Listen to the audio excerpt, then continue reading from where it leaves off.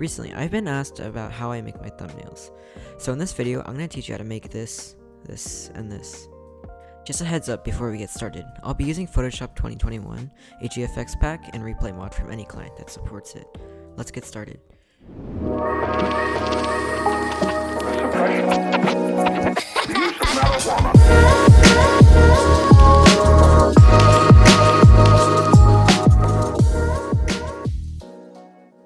Alright, the first thing you want to do is get a map. I provided some in the description. You can click the link. Once you've chosen one, go and click download. So in this example, I'm just going to download Temple.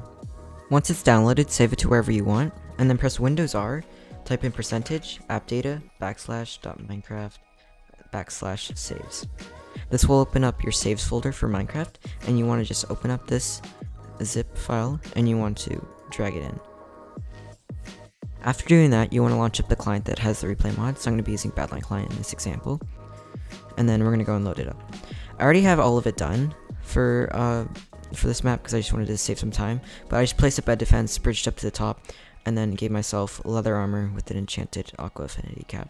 So what I'm going to do is I'm just going to swing and just hope that I get a good spot. I'm just going to run up and just swing.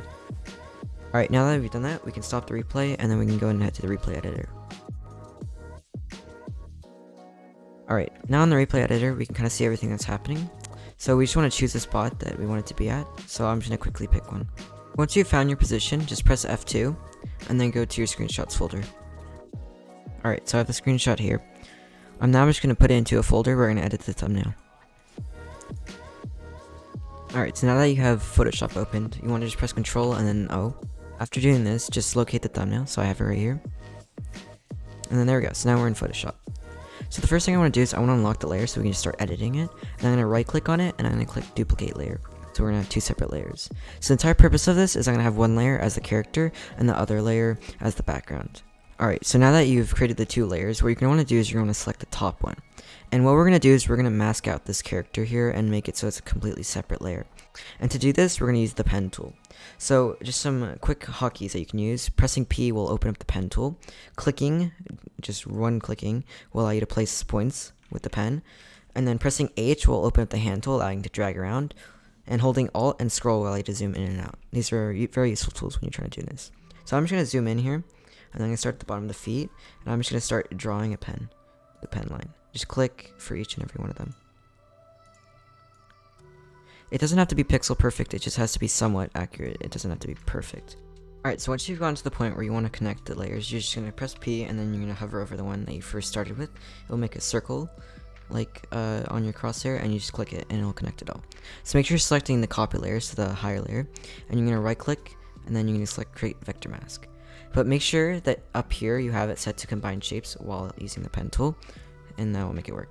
So now, you'll notice that there's a mask here, so if I make the bottom layer invisible, it will show the mask. So now what you're going to want to do is you want to download this GFX pack. Just put it in somewhere where it's nice. So I'm just going to save it here, and open it. Alright, it should just open up in Photoshop, and here we go. So I'm going to hide the top one, and I want to get some effects. So I want to get this sunburst, so let me find one that looks nice. Alright, so I like this third one here, so I'm just going to press Ctrl C while selecting a layer, go into this one, and then press Ctrl V, and then it should just appear here.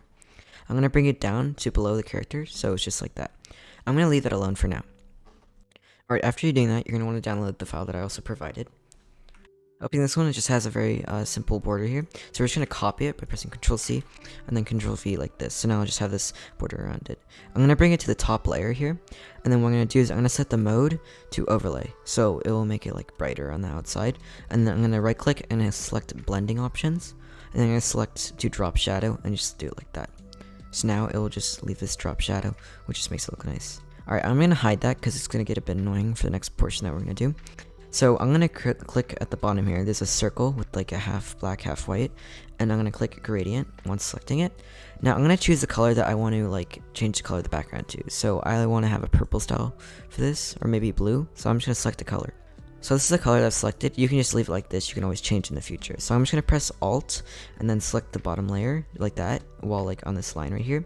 And it will just connect it. And then I'm going to select the mode of that gradient to overlay. So I'm just selecting that and I set it to overlay. Now you'll notice it changes the background to purple.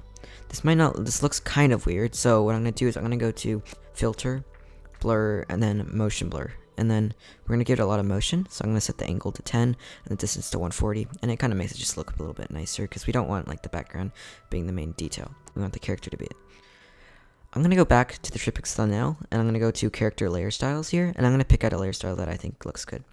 So I like one, so I'm going to select the one right here. I'm going to right click and select copy layer style. I'm going to head back, and I'm going to select my character here, right click and click paste layer style, and now I'll add that layer style to it. So this already looks pretty good, but let's start adding some text. So what I'm going to do is I'm going to go to the text tool. You can also press T by doing it, and then you're going to want to pick a font. So I'm going to use American Captain here. So I'm going to put it here, I'm going to center it, and let's just put it as ranked.